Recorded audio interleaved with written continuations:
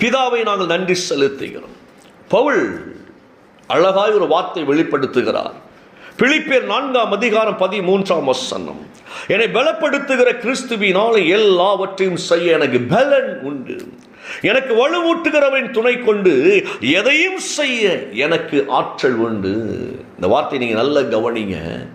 நம்மை பலப்படுத்துகிற நம்முடைய ஆண்டவர். ஒரு மனுஷனுக்கு என்ன தேவை அப்படின்னா, இந்த உலகத்தை ஜெயிப்பதற்கு பலன் தேவை, பாவத்தை மேற்கொள்வதற்கு பலன் தேவை, ஐஸ்வர்யத்தை சம்பாதிப்பதற்கு பலன் தேவை, தரித்திரத்தை வீழ்த்துவதற்கு பலன் தேவை, வியாதிகளை நிர்மூலமாக்குவதற்கு பலன் தேவை, சோதனையிலிருந்து ஜெயிப்பதற்கு பலன் தேவை.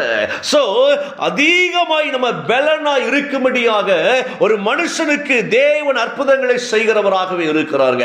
நம்முடைய தேவை என்பதை தேவன் அறிந்திருக்கிறார். நம்ம தேவை தேவை என்று எதையெல்லாம் நினைத்துக் கொண்டிருக்கிறோமோ அந்த தேவைகள் நமக்கு தேவை என்பதை கர்த்தர் அறிந்திருக்கிறார் என்பதை முதலாவது நாம் புரிந்து கொள்ள வேண்டும். ஒரு அழகான வார்த்தை பவுல் சொல்லுகிறாய், என்னை பலப்படுத்துகிறவன் ஆண்டவராய் இருக்கிறபடினாலே நான் உலகத்தை ஜெயிப்பேன். எவ்வளவு பெரிய வார்த்தை பாருங்களேன். என்னை பலப்படுத்துகிற கிறிஸ்துவினாலே எல்லாவற்றையும் செய்ய, எல்லாவற்றையும். நீங்க வேலை செய்கிறீங்களா? குடும்பத்தை நடத்தணுமா? ஒரு காரியத்தில் நீங்க முன்னின்று ஒரு காரியத்தை செய்வதற்கு முயற்சி எடுத்துக் கொண்டிருக்கிறீங்களா?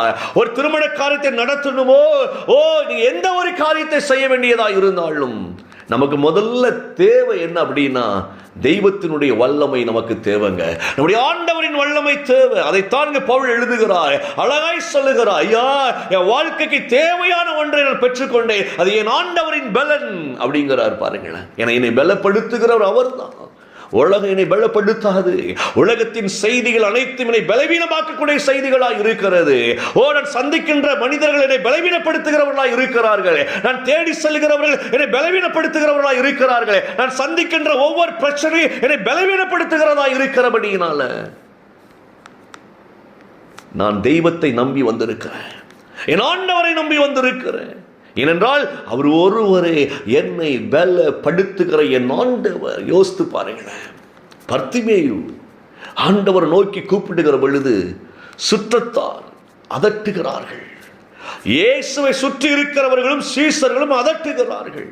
அந்த மனுஷன் பலவீனப்பட்டு கிடக்கிறான், பார்வையற்று இருக்கிறான். ஐயா, நீ விடுதலையாக்க யாராவது ஒருவர் வருவார்கள் என்று காத்திருந்த மனுஷனுக்கு இயேசுதான் விடுதலை ஆக்குகிறவர், அவரே வந்திருக்கிறார் என்கிற செய்தி அறிவிக்கப்படுகிறது.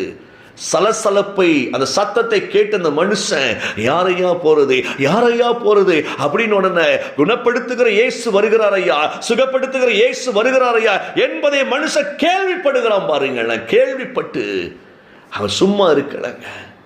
அவன் பலவீனத்தில் இயேசுவை நோக்கி கூப்பிடுகிறான், பலவீனத்தில் இயேசுவை கூப்பிடுகிறான். ஆனா ஊர் அவனை இன்னும் பலவீனப்படுத்துகிறது. நீலாம் லாயக்காடா, நீலாம் ஜெயிச்சிருவியா, உனக்கெல்லாம் என்ன தெரியும்? நீங்க வாழ்க்கையில பாருங்க, ரொம்ப அப்படிப்பட்ட சூழ்நிலைக்குள்ள கடந்து வரா.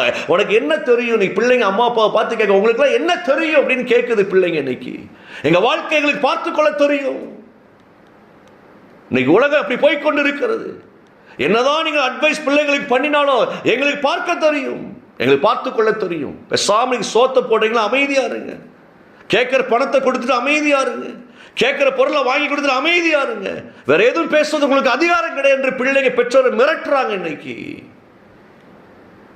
யோசித்து பாருங்க, இந்த காரியங்களை எல்லாம் உலகம் மிரட்டி பலவீனப்படுத்த பார்க்கிறது. ஐயா, பிள்ளைகளை பெற்றெடுத்தேன், பலனாயிருக்கிறேன் இன்றைக்கு சொல்ல முடியலையே. கல்யாணம் முடிச்ச பலனாயிருக்கிற கணவன் நிமித்தமாய் சொல்ல முடியல. என் மனைவி எனக்கு ஒரு பொக்கிஷம் என்று சொல்ல முடியல. அப்படிப்பட்ட அநேக எதிரான காரியங்கள் தான் நம்மளை அழுத்தி கொண்டிருக்கிற இந்த உலகத்துல. சரி, வேலைக்கு சேர்ந்தோம், அங்கேயாவது நிம்மதி இருக்கா? இல்லை. அங்க இருக்கிற எஜமானன் மட்டுமல்ல, அங்கே சுற்றி இருக்கிற அனைத்து நம்மளை காயப்படுத்தி பலவீனப்படுத்துகிறார்கள். நான் உண்மையா இருக்க நினைக்கிறேன், என்னை உண்மையா இருக்க விட மாட்டுக்கிறாங்க. நான் பாம்பேலாம் வேலை பார்த்துருக்கிறேன்.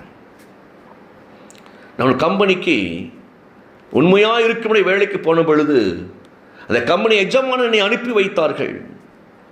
அங்கே போனால் அங்கே வேலை செய்கிற எல்லாரும் நல்ல பணம் அடித்து நல்ல சம்பாதித்தவர்களாக இருந்தாங்க. எஜமானனுக்கு குறைவான காரியத்தை கொடுத்து அதிகத்தை அவங்க எடுத்து கொண்டிருந்தாங்க. அதை நான் கணக்கெடுத்து நான் செயல்படுத்த நினைக்கின்ற பொழுது அத்தனை பேரும் எனக்கு எதிராய் கிளம்பி அந்த வேலை செய்ய விடாதபடிக்கு என்ன டார்ச்சர் கொடுத்தார்களோ, என்னை ஓட விடுவதற்கு என்ன காரியங்கள் செய்யணுமா அத்தனை செய்து என்னை ஓட விட்டார்கள். ஓடி வந்த இதெல்லாம் நிற்க முடியாது. இந்த உலகத்தில் பலவீனப்படுத்தி காயப்படுத்தி இந்த உலகம் நம்மளை குற்றுயிராய் கிடக்க தான் அனுமதிக்கும். கல்வன் கையில் அகப்பட்ட ஒரு மனுஷன் குற்றுயிராய் கிடக்கிறான் அல்லவோ, நல்ல சமாரியனா இயேசுதான் காப்பாத்தினார். நல்ல சமாரியன் அவர் தான் காப்பாத்தினார். ஆசாரியன் காப்பாத்தல, லேவியன் காப்பாத்தல. அவன் கிடக்கட்டும் ஐயா, செத்தா சாகட்டும் என்று நம்மளை இன்னும் காயப்படுத்தக்கூடிய கூட்டம் தான் சுற்றி இருக்கிற கூட்டம். ஆனால் தேவன் ஒருவர் தான் நம்முடைய இருதயத்தை ஆராய்ந்து அறிந்து நம்மை பலப்படுத்துகிறவராக இருக்கிறார். இந்த காரியத்தை நல்லா புரிந்து கொள்ளுங்க. இந்த உலகத்தினுடைய காரியங்கள் பலவீனப்படுத்த தான் நம்மளை பார்க்கிறது. அப்ப நம்ம என்ன செய்யணும்? என்னை பலப்படுத்துகிற கிறிஸ்து ஒருவர் தாயா என்னோடு இருந்து எனக்கு அற்புதங்களை செய்கிறவராக இருக்கிறார். பாருங்க, அந்த பர்த்திமேயு அத்தனை சத்தத்தின் மத்தியிலும் சோர்ந்து போகல. ஒன்று தெரிந்தது, நீங்கள்லாம் எனக்கு ஒரு மேட்ரே இல்லடா, நீ இயேசுவோடு கூட இருக்கிறவனாக இருக்கலாம், இயேசுவின் அதிகாரத்தை பெற்றவனாக கூட இருக்கலாம், ஆனால் நீ எல்லாம் மேட்ரே கிடையாது எனக்கு அப்படின்னு தீர்மானத்துக்கு வாராரு பர்த்திமேயு. நான் ஒன்று சொல்றேன், நல்லா கவனிங்க. இயேசு ஒருவரை மட்டுமே நீங்கள் நம்பிக்கொள்ளுங்கள், அவரை மட்டுமே கரம் பிடித்துக் கொள்ளுங்கள். உலகம் 1000 சொல்லும். ஊழியக்காரங்க கூட மிரட்டி, ஓ வீட்டில் பேய் இருக்கு, பிசாசு இருக்கு, செய்வன இருக்கு, நிறைய சொல்லலாம். பயந்துராத. அந்த இடத்துல இயேசுவை பற்றிக்கொள், இயேசுவை பிடித்துக்கொள். உனக்கு எதிராக செய்வன வைக்கப்பட்டு இருக்கிறது, அதனாலதான் உனக்கு இப்படிலாம் நடந்து கொண்டு இருக்கிறது. இதை யார் வேணாலும் சொல்லலாம், இதை யார் வேணாலும் சொல்லலாம். ஆனா இயேசுவை உங்களுக்கு காண்பிக்கிற ஒரு காரியத்தில் நீங்க ஜனத்தை சேர்த்துக் கொள்ளுங்க. நல்ல கவனிங்க இந்த வார்த்தையை நான் திருப்பி உங்களுக்கு சொல்றேன். என பலப்படுத்துகிற கிறிஸ்து தான் ஊழியக்காரன் அல்ல. பலப்படுத்துகிற தேவ வார்த்தை மனுஷனுடைய வார்த்தை அல்ல. அது இன்னும் பயமுறுத்தும். இன்னைக்கு ஊழியக்காரங்க தீர்க்கதரிசனம் நிறைய இந்த வீட்டை விட்டு காலியா போ அப்படின்னா சொல்றாங்க. இன்னைக்கு இந்த ஊரை விட்டு காலி பண்ணிரு, இந்த வீட்டை விட்டு காலி பண்ணிரு. தேவன் சொன்னது வேறு. நம்ம அதை நம்பி நிறைய இடங்கள்ல ஐயா அந்த ஊழியக்காரங்க சொன்னாங்க அதனால நான் இப்படி செஞ்சேன் ஐயோ அப்படின்னு கதற குடும்பங்களை பார்க்க முடியுது.